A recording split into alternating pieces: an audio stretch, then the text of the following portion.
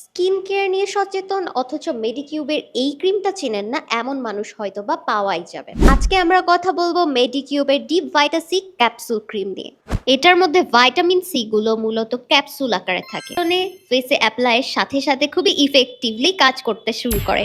Vitamin C এর main ingredient হলেও এর মধ্যে আরও কিছু ইফেক্টিভ ইনগ্রিডিয়েন্টস আছে। এর মধ্যে আছে 50% ভাইটামিন ওয়াটার এবং 5% নায়াসিনামাইড।